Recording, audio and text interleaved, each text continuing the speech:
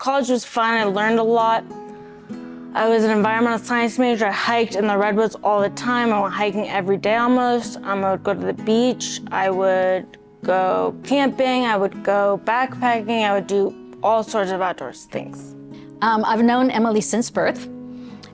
She was always full of energy and still is. Funny, vivacious, active, super smart.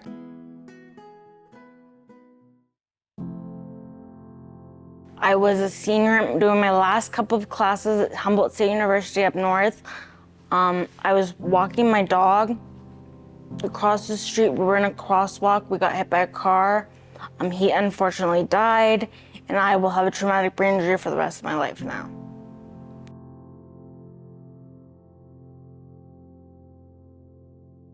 It took away my ability to drive, my ability to walk for a long time. I was partially paralyzed for a long time on my right side.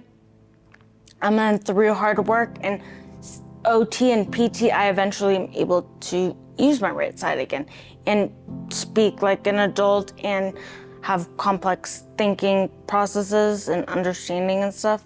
When I first started talking, I basically whispered and I had no enunciation.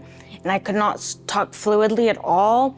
But then Victoria worked with me to talk fluidly and talk fluently and to not sound like a robot and to sound just like a person talking. So she taught me so much. I was reading at like a third grade, reading as like a middle schooler, but then I couldn't pass any of those tests, so they tested me in like third grade. So he helped me to graduate up through elementary school, middle school, high school, college. Like I had finished their post-collegiate work by the time I was done with CNS.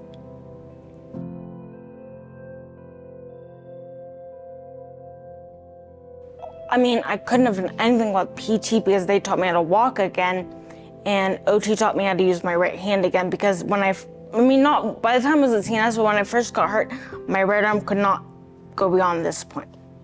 It was stuck like this for months. And I had to use a brace at home, and I worked on stretching it, and I got Botox shots, and eventually it can work like an arm again.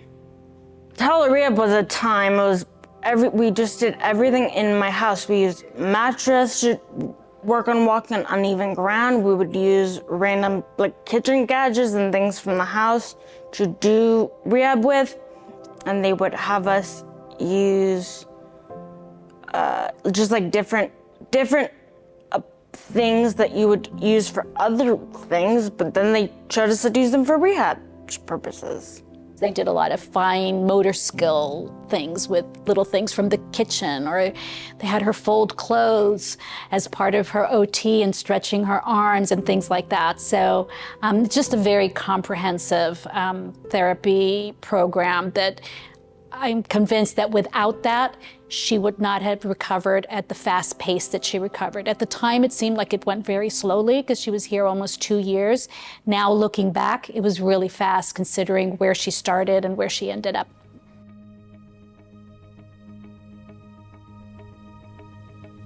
My life today, it's been almost 5 years since my accident. I'm 27 now. I live alone with my dog, a new dog. Her name is Pepper. And I live independently. I do most things independently except my finances and having to deal with insurance things and making doctor's appointments and stuff. But other than that, I do everything independently. I do my laundry, I make food for myself. I do my dishes, I vacuum my floors. I do most things by myself.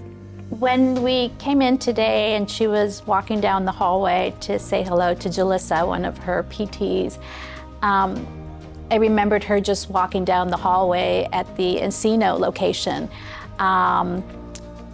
watching her, with somebody holding the gait belt, and she had an AFO on her leg, and just very painstakingly making her way down the hallway. And seeing the way she is now, it's joyful. I'm a crier, so I'm gonna try not to cry, but I'm so very proud of her and just so very grateful to CNS for helping her get to where she is today. My book follows my journey from getting hurt to now. It follows my journey of through rehab. I would write most days when I'd come home from rehab.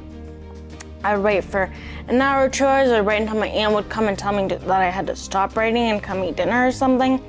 And it has a lot of resources for anyone that is facing a brain injury, anyone interested in brain injury, anyone that knows someone with a brain injury. There's a lot of information and resources available in this book.